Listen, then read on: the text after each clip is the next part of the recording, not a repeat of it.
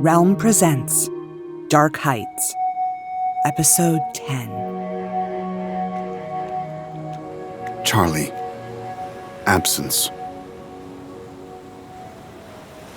After many days and nights of solitary wandering through the wilderness of Es, I came at last to the shoreline shallows of the western sea where, in the distance, the slender minarets of the Adytum broke vertical lines across the sunset. I camped on the strand in the leeward shelter of a great rock, and at morning's low tide, as the intervening sea receded, I crossed the wet gray sands. It was said that the men and women who lived here in monastic contemplation were wise beyond all others in the West. I intended to press them for the truths I had pursued for some time now across the world, in vain. There are no walls that surround the Adytum, no fortifications built to forestall an invading host. Its remoteness is its protection, so that all who manage to find their way here are free to come and go. Those who join the ranks of the contemplatives never leave. Visitors are given shelter and food for as long as they wish to stay. I gained the salt stairs that lead up from the sands. At the top, I was met by a woman in a long robe tied at the waist with a rough hemp rope, the hood of the garment thrown back, and her black hair loose against her shoulders. "Welcome to this place of peace," she said. We walked toward the nearest building, a long, low structure built of dark, rough-hewn stone.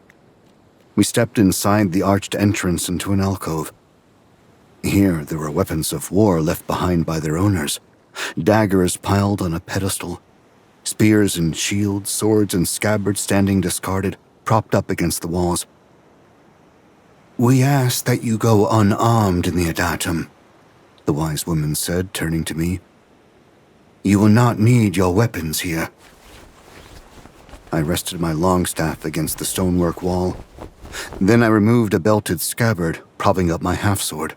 Whisper, there next to the staff, struggling with some misgivings as I did so.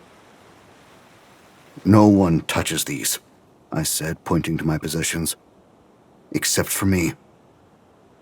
"None here would touch any of these things," the wise woman replied.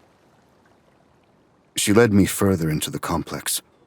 Other men and women dressed in simple robes passed us, some smiling openly, others hurrying past with bowed heads.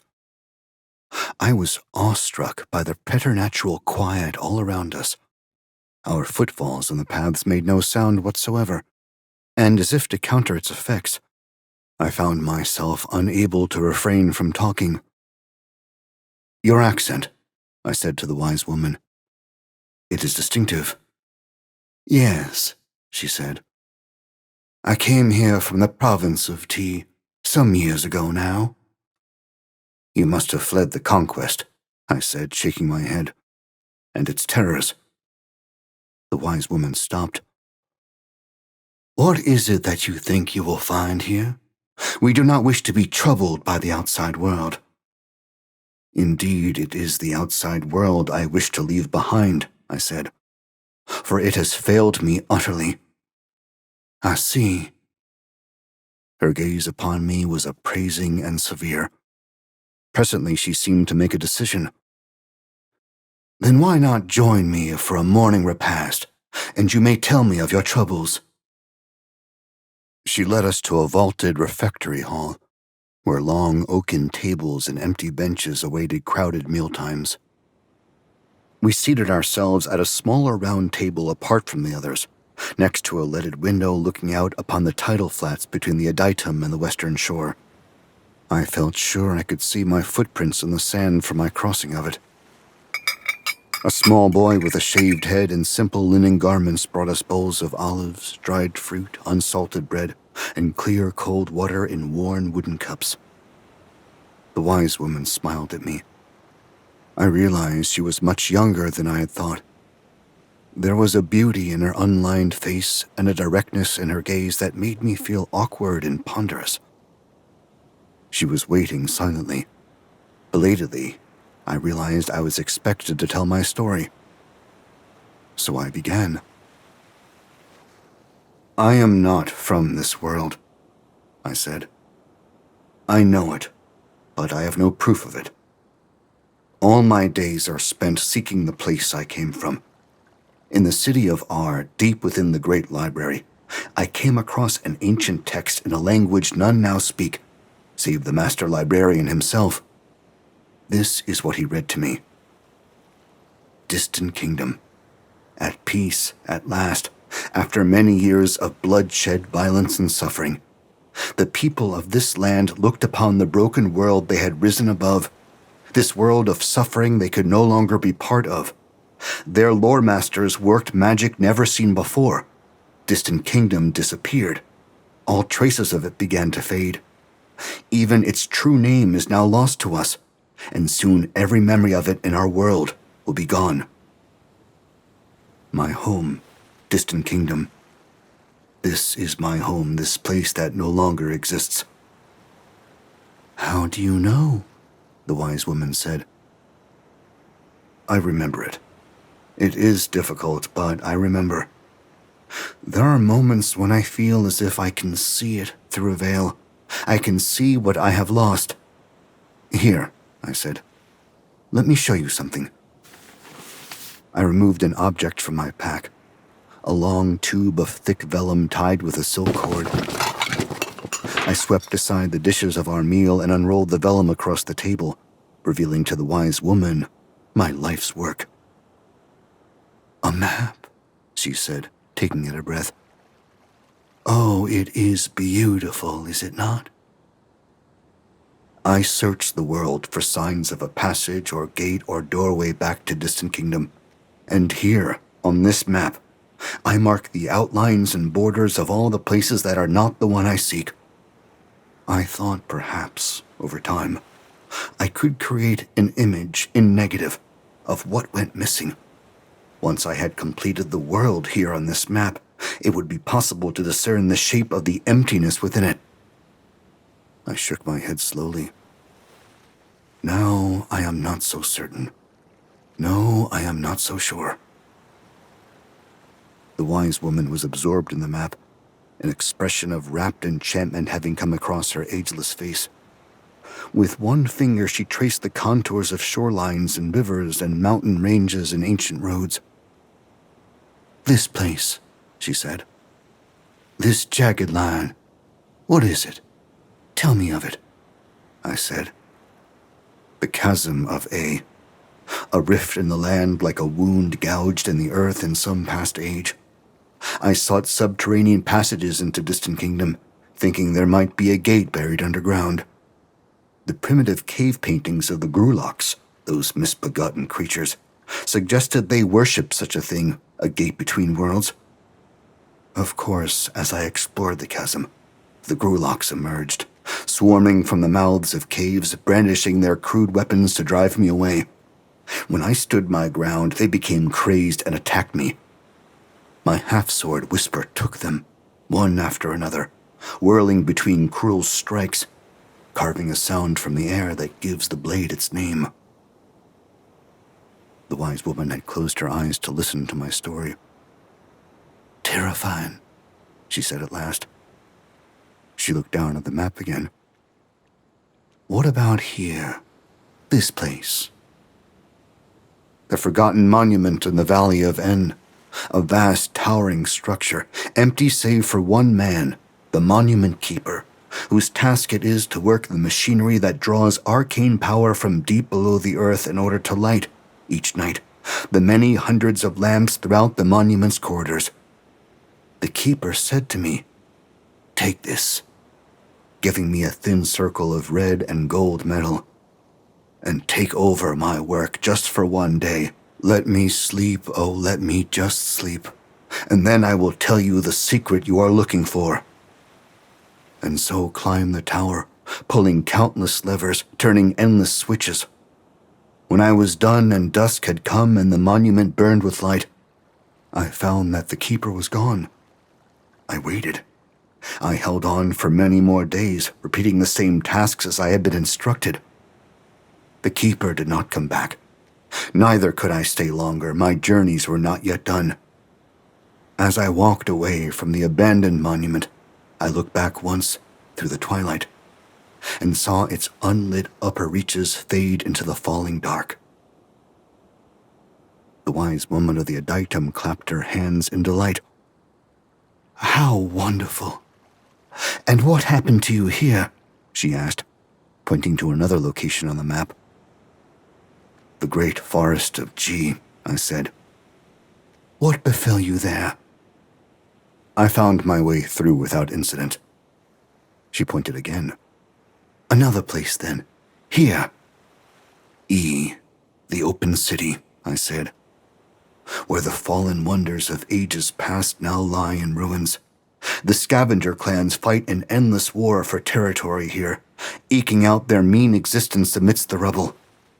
There was a rumor that the scrap lord of the open city's northern reaches had found a key in the wastes. Thus I was taken by scavengers into the scrap lord's presence and told to offer a gift to please him or be put to death. Fear gripped me. What had I brought? Nothing. Then I remembered.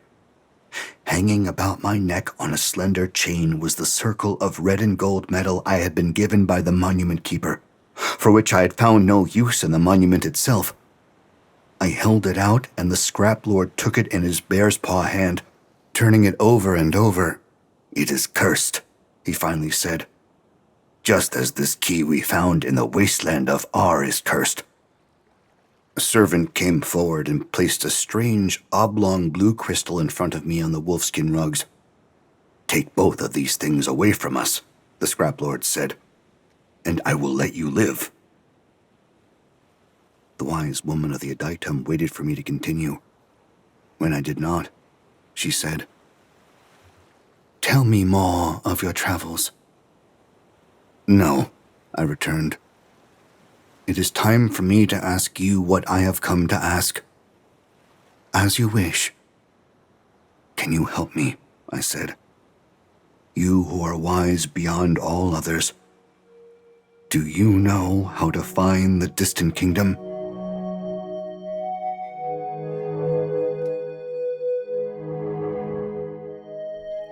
Charlie, Aura. I am excited. Waiting for you all this time. Are you confused?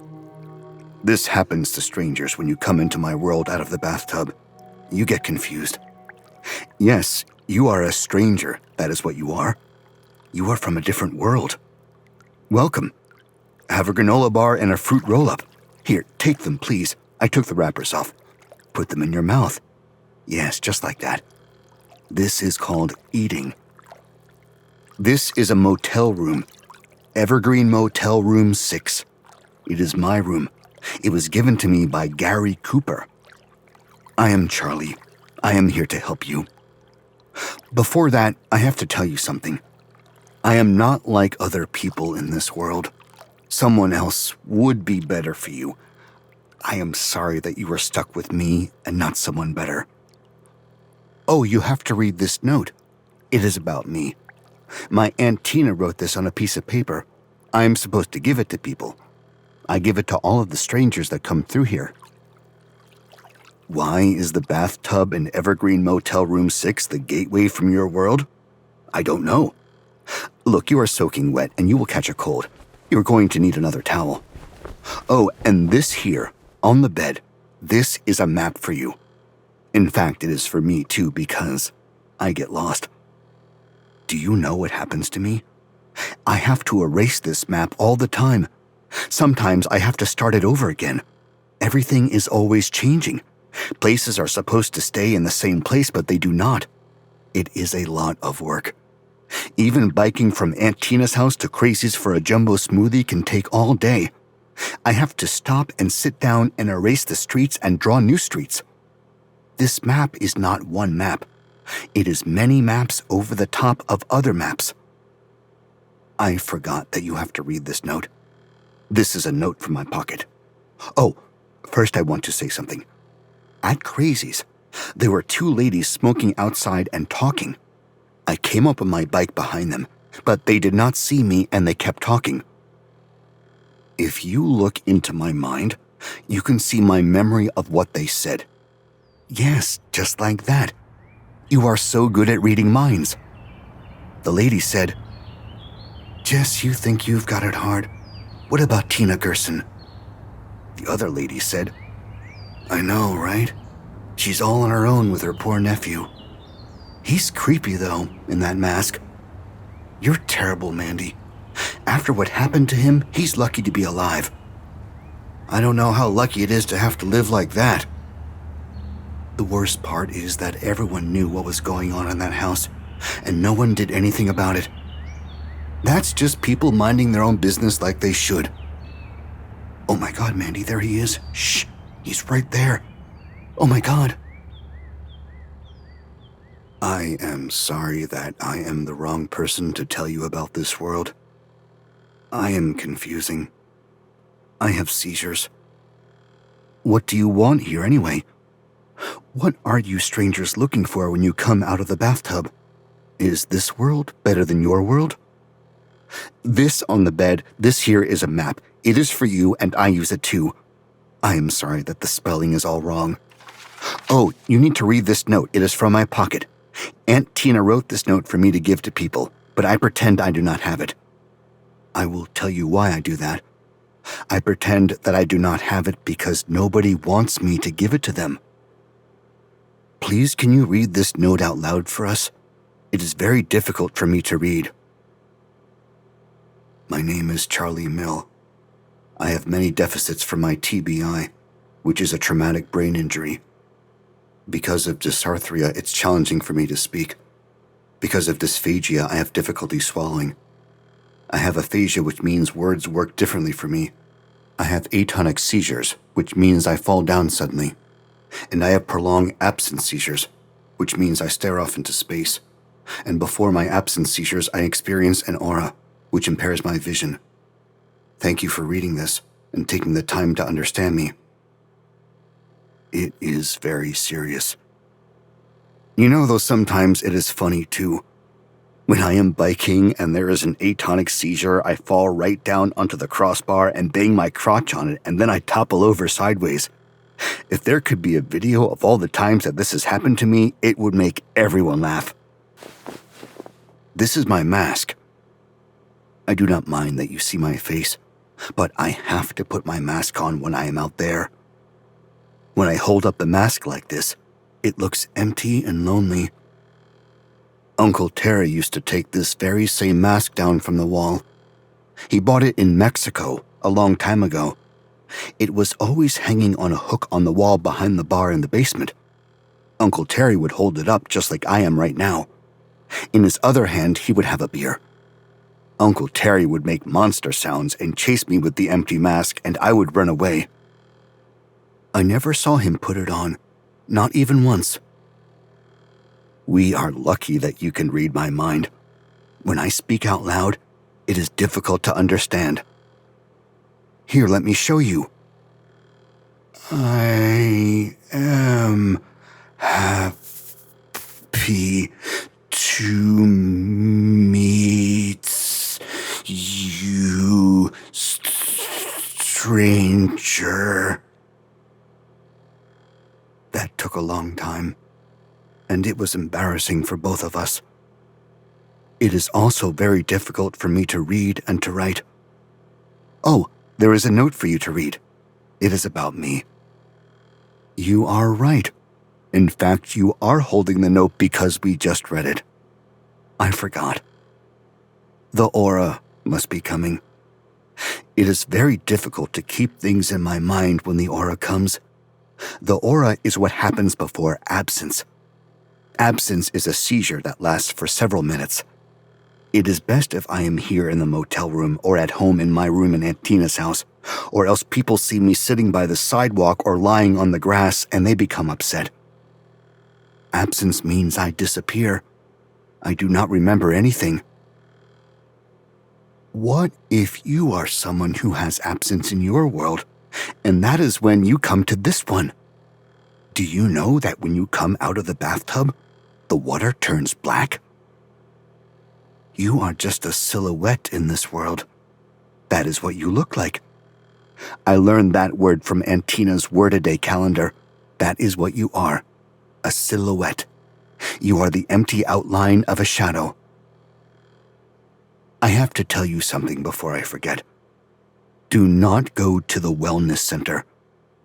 Right now, it is here on the map, right here at the bottom. That is where the circle is. You do not need to go there. It is dangerous. Kevin was there. I am anxious because I saw Kevin there looking in the window. I know that the circle will be bad for him because of his dad. Oh, the aura is starting. I am sorry. It means the absence is coming too. I am not sure that I will remember what we talked about. Can you see in my mind how the world starts to burn? Everything is on fire with red and gold, and blue fire coming up from below. Do you know what happened to me? Did I tell you? Where is the mask? I need to put it on. Look at those colors exploding. Red and gold and blue. My Uncle Terry beat me to death. He put my body in the back of his pickup and drove to Los Angeles to the hospital. Then he called the police and waited outside to be arrested. I was not dead. I was in a coma.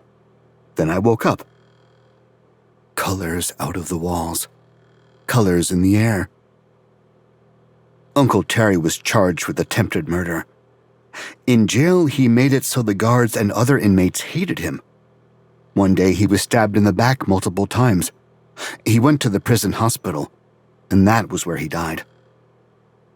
Uncle Terry hit me with his fists, and then he dragged me outside and used a 2x4. There were colors then, too. Exploding colors and flames that screamed. At the trial, he said he was drunk, and he could not remember.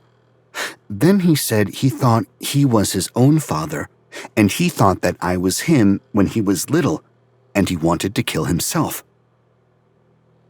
Now I have to stop. All the colors are leaving, and that means absence is here. I am sorry. I wish I could have been more helpful. You will see what things are like. Mostly it is very difficult, and we do not have a choice. You will get lost. Oh, this part hurts. It hurts. Everything on fire, burning, burning. World burning down. Bye-bye. Charlie. Absence. No, the wise woman said. I cannot help you. However, there is a locked tower down this hallway. She pointed to a passage leading away from the rectory. She smiled sadly. Thank you for your stories. I love them. I stared at her in defeat and despair as she walked away, leaving me alone at the table by the window. Finally, I got up and went down the passage that she had indicated. I came to a heavy door in which two complex locks were set. One was a circular indentation, and the other a square opening. Trembling, I pressed the circle of red and gold metal from the monument into the one lock. The strange blue crystal that the scrap lord had given to me, I inserted into the other lock. There were a series of whirs and clicks. The door swung open. A stone staircase spiraled upward. After an interminable ascension, I came to the top of the stairs, stepping into a round chamber open to the air. At this great height, the salt wind tore at the edges of my cloak. In that high place, looking out over endless slate-gray waves, I saw only the far horizon. I closed my eyes. Why had I been led here if there was nothing? No other world to look into from this vantage. At last, I understood. The other world I longed for, the world in which I belonged, my distant kingdom, my home, lay across a gulf I could not bridge. I would never find it. I would never stop looking for it.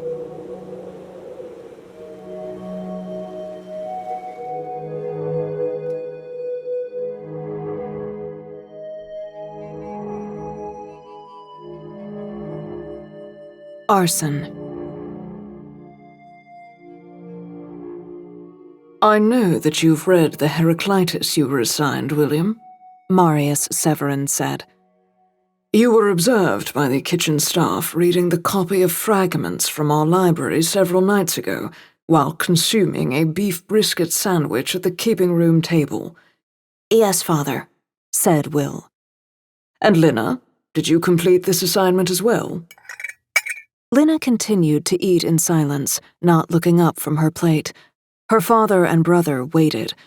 Finally, Will broke in, unable any longer to hold back what he wanted to say. We must know that war is common to all, and strife is justice, and that all things come into being through strife necessarily. Marius turned his head to regard his son. An interesting choice of quotation. Tell me what it means. Because of Panta Rei, which is the idea that everything is changing all the time, from moment to moment, it follows also that there's always strife, there's conflict between what something was and what it has to become. Ah, that's good, his father said. Strife, yes, but don't forget justice. I'm not sure I understand that part. Daiki eris. Strife is justice. There is a balance and a harmony to be found at the center of conflict between the moment's destruction of a thing and the moment after, when it's remade. Suddenly, Lina spoke up. Souls smell in Hades. Will grinned at her, and Marius smiled softly. He said, And that's your quote from Heraclitus for this evening? Yes, Lina said, defiant. Yes, it is. There used to be more dinners that were shared at the long table in the West Hall of Arcyn. It had been their custom since they were very young to sit at one end of the table with their father for nearly every evening meal. He would discuss with the two of them the books they had read, the films they had screened in the theater room, their observations of the world. He gave out stern lectures when needed, yet he always allowed for the small moments of humor they loved to see in him. More and more often, now that Will and Lina were 11 years old, they dined apart, or one of them ate in the kitchen with the staff because no one else was home, or the twins dined together in the keeping room. What neither of them, Will or Lina, would acknowledge as true was that their father, Marius Severin, who had been so dominant in their childhoods, always present, always guiding them, teaching, was now more distant as they had become older and independent. He was gone from Arcyn for greater lengths of time, sometimes months, and when he was home he was often found away from the manor, out on the grounds, alone in the reverie house. In the way that children take on the moods of their parents in order to feel closer to them, Will and Lina now often fought with each other, lashing out in the grip of attention and tiredness they did not understand. The week leading up to Christmas was different. Or rather, it was the same as it used to be, before. Marius Severin remained at home, and the three of them spent every day together. The most elaborate dinner of the year took place on December 21st, the winter solstice, which is where they were now, discussing Heraclitus. Will and Marius Severin were dressed in formal jackets for the night, and Lina wore a new dress that was a rich dark green color, trimmed with white at the sleeves and collar. After dinner, they retired to the vista room on the second floor, which overlooked the front of the manor and the drive that led up to the main entrance. It was a winter solstice tradition.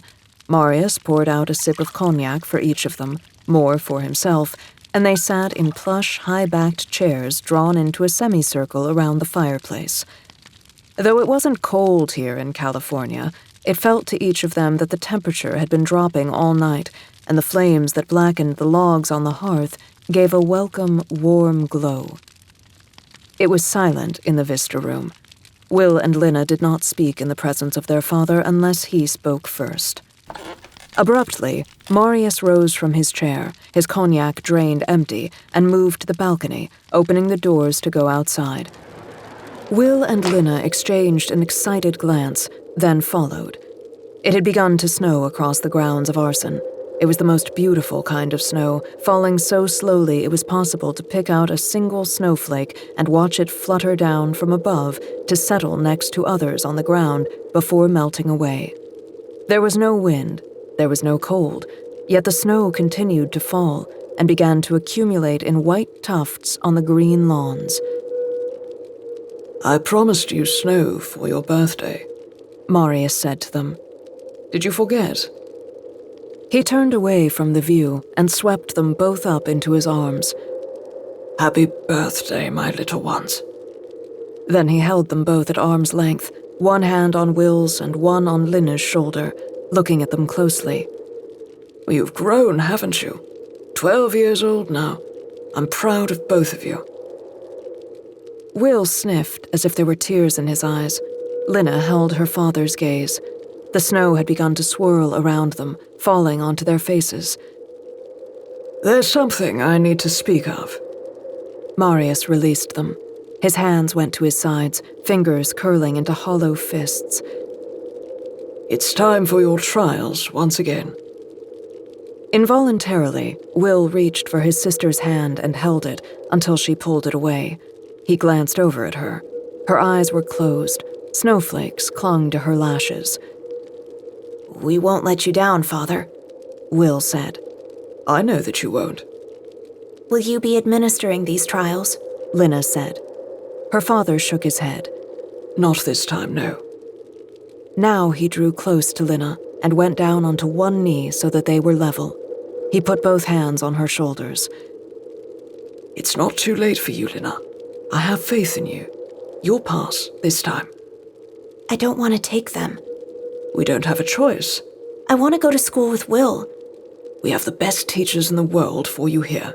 I want to go to school with Will." Marius did not speak for a moment. "If you pass these new trials, maybe you can." Lina also didn't speak. Then she said, "May I sleep in the top room tonight?" "Of course."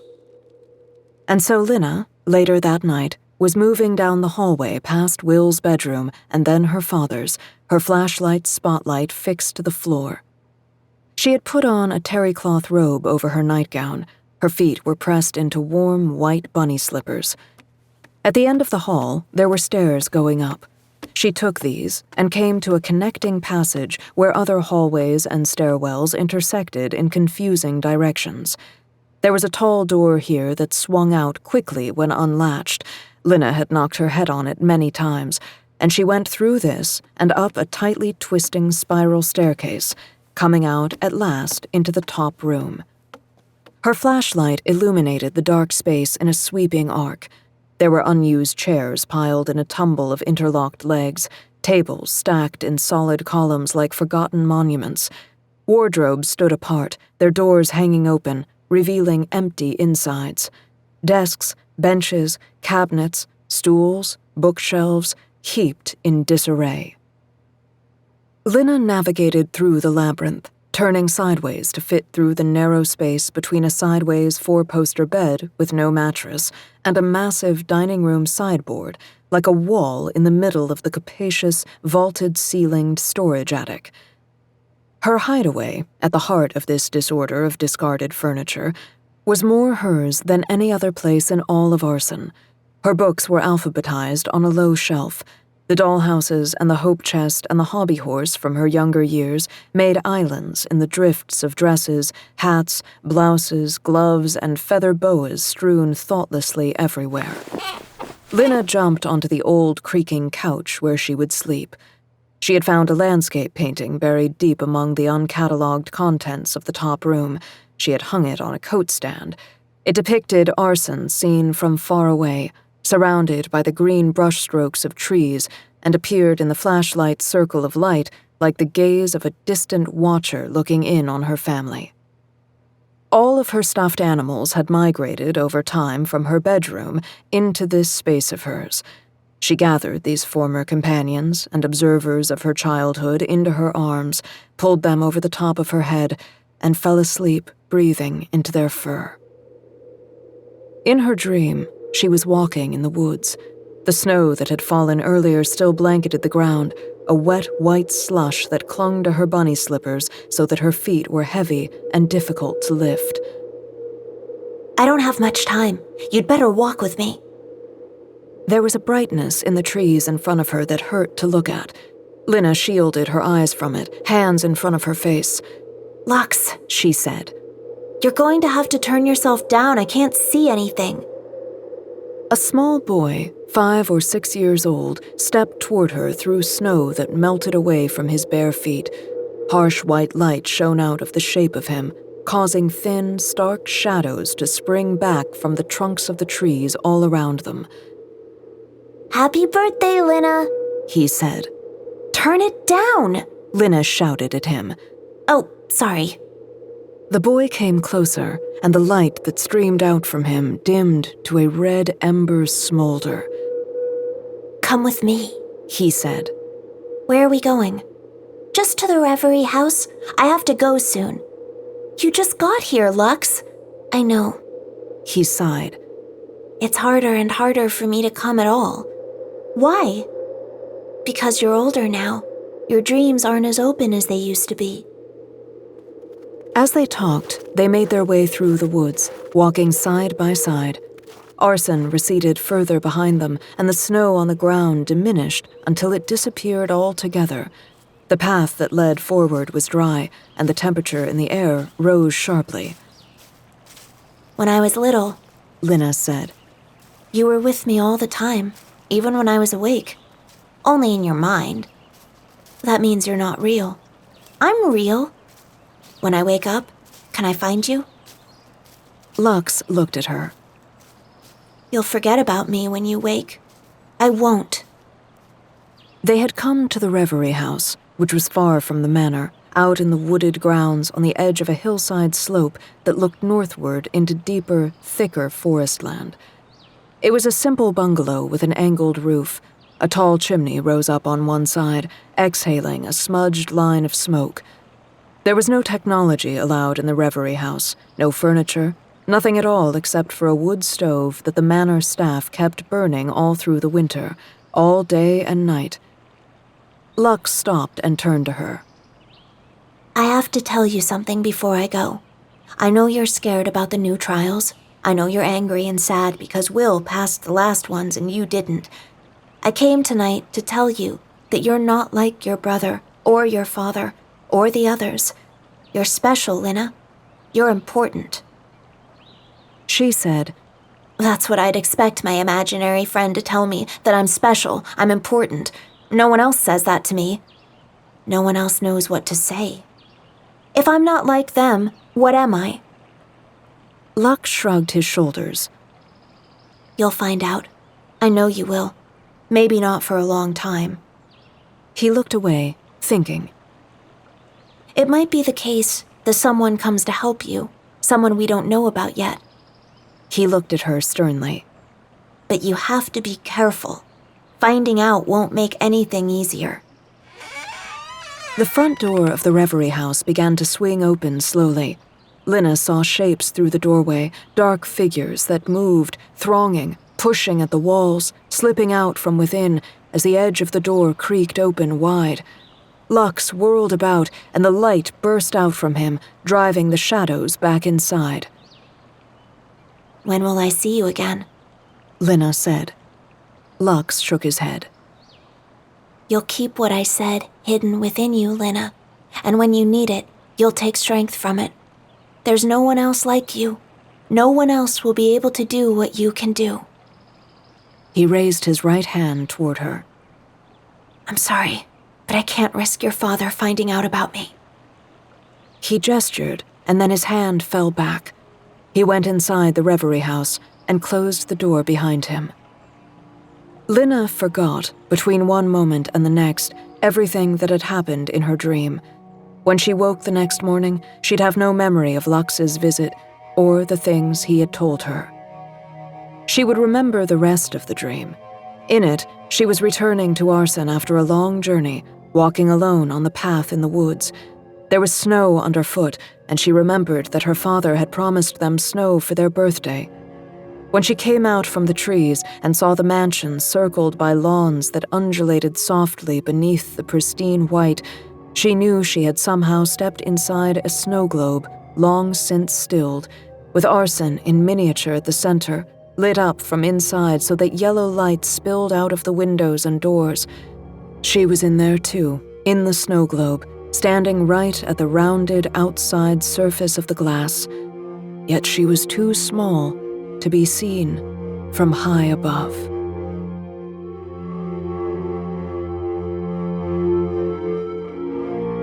You're listening to Dark Heights by C.D. Miller, starring Dion Graham, Julia Whalen, and Neil Helligers.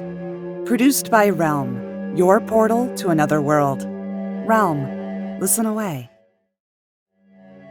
Dark Heights is created and written by C.D. Miller.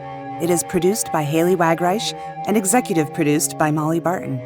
Audio production, sound design, and editing by Amanda Rose Smith. Original music by Chris Miller.